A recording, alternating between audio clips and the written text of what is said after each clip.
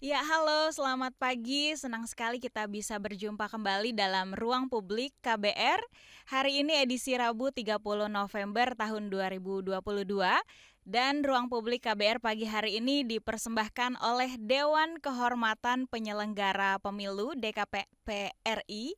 Dan tema pagi hari ini kode etik dan pentingnya kredibilitas pemilu. Bersama saya Deborah Tania.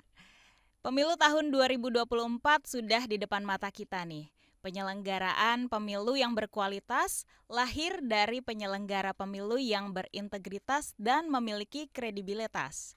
Mengacu pada Undang-Undang Nomor 15 Tahun 2011, kemudian dikuatkan Undang-Undang Nomor 7 Tahun 2017, menegaskan bahwa DKPP adalah lembaga peradilan etik penyelenggara pemilu di Indonesia. Nah, DKPP RI ini hadir untuk pemilu yang berkualitas melalui penegakan kode etik guna menjaga kredibilitas, integritas penyelenggara, serta kepercayaan yang ada di masyarakat. DKPP merupakan satu kesatuan yang tidak bisa dipisahkan dari yang namanya penyelenggaraan pemilu di Indonesia. Selain ada Bawaslu dan juga KPU tentunya. Nah, pagi hari ini kita sudah tersambung bersama narasumber kita secara daring. Selamat pagi Pak Hedi Lugito selaku Ketua DKPP RI. Halo Pak. Selamat- Halo, selamat pagi Deborah. Iya, senang sekali kita berjumpa secara daring ya Pak. Apa kabar hari ini? Alhamdulillah baik. Habis Sehat. nonton bola. Habis nonton bola ya Pak. Sudah sarapan Pak Hedi? Alhamdulillah sudah. Oke, sudah siap ya ngobrol 1 jam ke depan sama kita di ruang publik pagi hari ini. Siap, terima kasih. Mantap.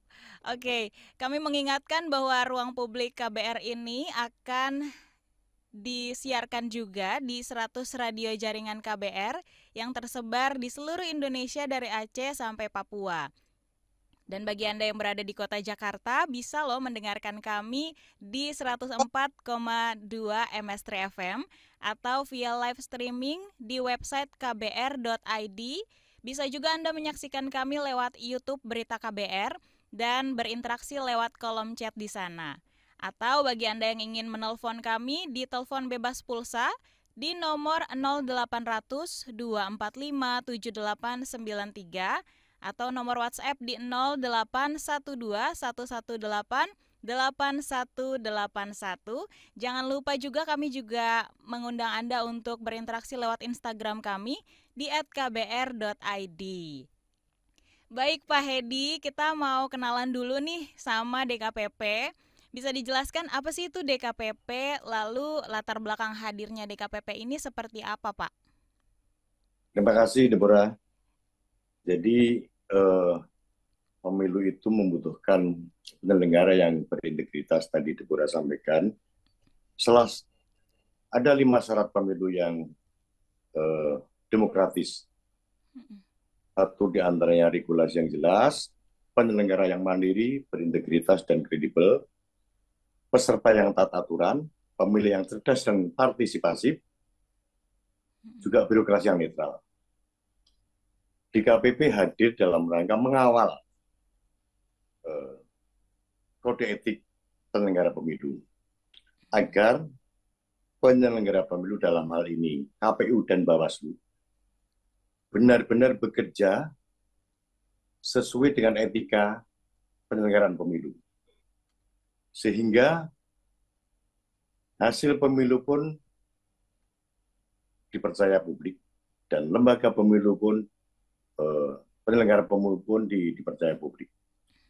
Poinnya, kalau penyelenggaranya pemilu itu kapabel, kredibel, dan akuntabilitas, hasilnya juga sangat akuntabilitas. Sehingga publik, kepercayaan publik terhadap hasil pemilu itu sendiri akan semakin besar. Itu tujuan kenapa DKPP dihadirkan. Kewenangannya mengawasi etika para penyelenggara pemilu. Gitu, kira-kira seputar itu, Deborah. Kalau untuk tadi Bapak bahas tentang wewenang dan juga tugas dari Dewan Kehormatan Penyelenggara Pemilu. Kira-kira bisa dijabarkan lebih lagi Pak, lebih luas lagi untuk tugas-tugas wewenangnya tersebut? Tugas DKPP itu diantaranya menerima aduan Oke. dari masyarakat, dari peserta pemilu, bila ada penyelenggara pemilu yang dianggap melanggar etik, melanggar kode etik pemilu, melanggar etika pemilu. Sebagai penyelenggara ya, sebagai penyelenggara, Mm-mm. kalau ada yang diduga melanggar, melakukan pelanggaran etik, mereka bisa mengadukan ke DKPP. Siapa mereka itu? Mm-mm. Satu, masyarakat. Kedua, peserta pemilu. Ketiga, pemilih. Keempat, juga DPR bisa minta DKPP untuk memeriksa penyelenggara pemilu yang dianggap yang diduga melakukan pelanggaran etik. Mm-mm. DKPP bersikap pasif. Jadi kalau ada pengaduan, kita terima, Mm-mm. kita verifikasi apakah pengaduan itu secara administratif sudah memenuhi syarat atau belum. Kemudian kalau sudah memenuhi syarat, lanjut kita lakukan verifikasi secara material. Apakah secara material itu memenuhi syarat sebagai pengaduan? Memenuhi syarat itu apakah cukup memiliki alat bukti ketika eh, pengaduan itu dikirimkan. Alat bukti cukup dua lah. Dua alat bukti cukup. Mm-mm. Kalau itu semuanya cukup, kita akan sidangkan. Kita akan sidangkan, kita panggil semua pihak yang terkait, teradu dan pengadunya kita panggil di situ. Juga alat-alat bukti kita eh, siapkan di situ semuanya, dipaparkan, digelar dalam satu meja, dicari kebenaran, apakah benar-benar teradu ini melanggar etika. Mm-mm. Kalau benar, bisa dikenakan sanksi. Sanksinya yang paling ringan itu berupa teguran. Mm-mm. Yang kemudian pemberhentian sebagai penyelenggara pemilu. Oke.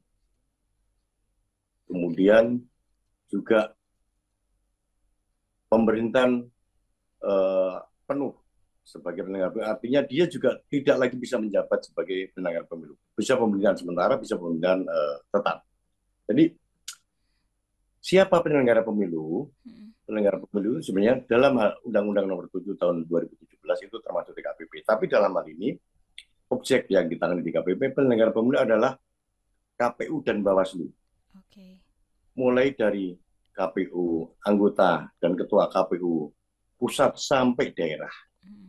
Daerah itu termasuk penyelenggara pemilu ad hoc. Itu adalah kalau di KPU itu jajarannya eh, PP, PPK, Panitia Pemilih Kecamatan, dan PPS, Panitia Pemilihan eh, di tingkat desa.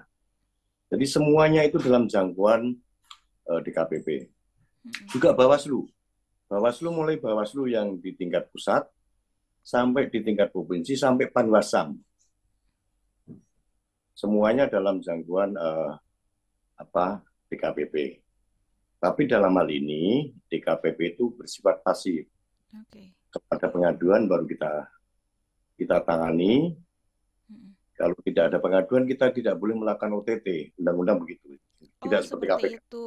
Tidak langsung nyerang gitu istilah dalam tanda kutip ya, Pak ya. Ya, eh, kenapa begitu? Ini karena kita sifatnya pasif, kita nunggu pengaduan dari masyarakat. Kalau ada Oke. pengaduan, baru kita tangani. Kalau tidak ya, sekalipun terlihat ada pelanggaran di situ, Mm-mm.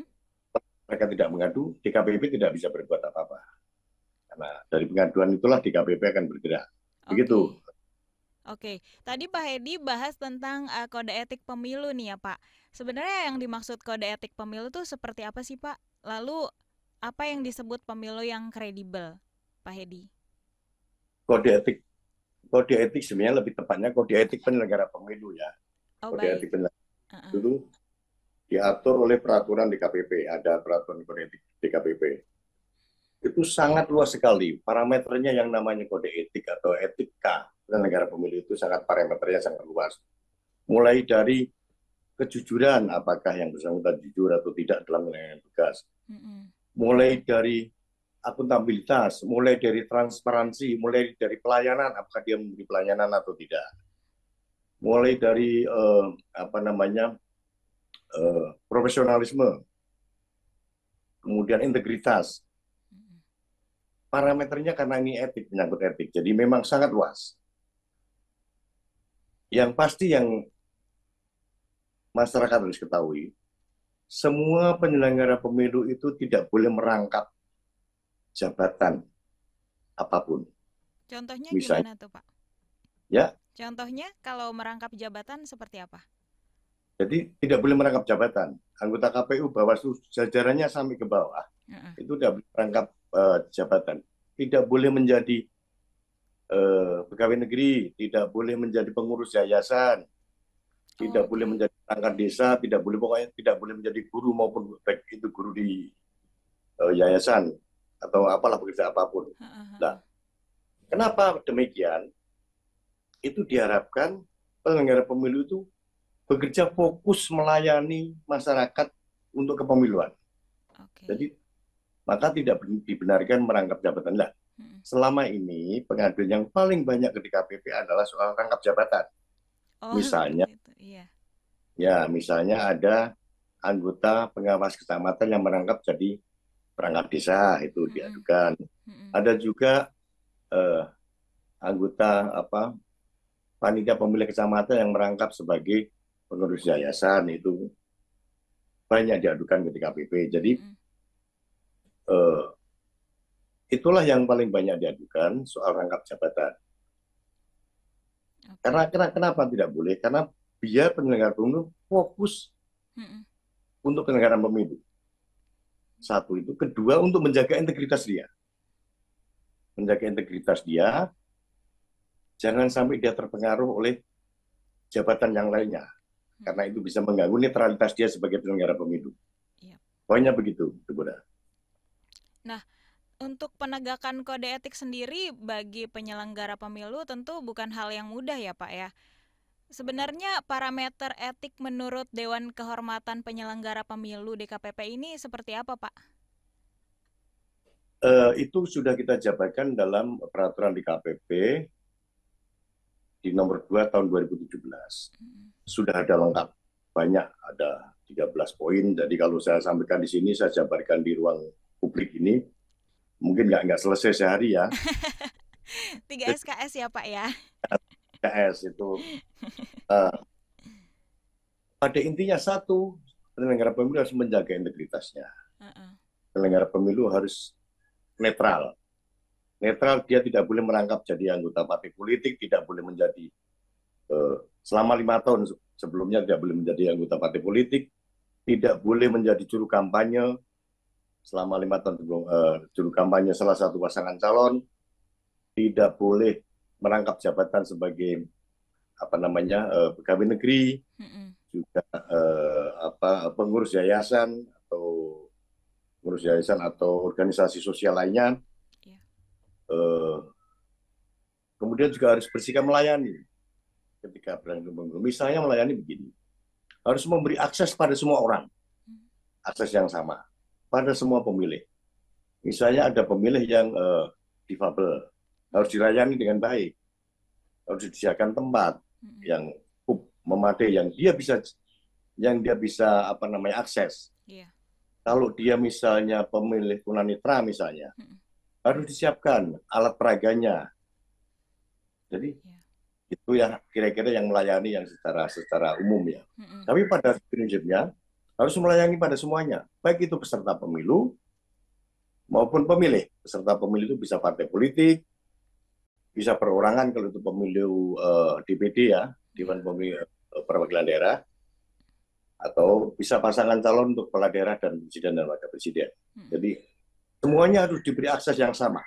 Tidak boleh, kalau bahasa Jawa itu tidak boleh mancini manciladan, tidak boleh membeda-bedakan. Apa Pak? Bisa diulang Pak? Ya, kalau dalam bahasa Jawa itu tidak boleh mancini manciladan. Itu artinya tidak boleh satunya digendong dengan kain yang indah, satunya digendong dengan bambu kayak gitulah itu. Oke, saya dapat satu kosakata baru dari Bapak pagi ini ya. Baik Pak Hedi, kita harus jeda terlebih dahulu. Setelah jeda kita akan lanjut perbincangan ini. Ya, Baik, ya. Saudara, Ruang Publik KBR akan kami lanjutkan setelah jeda.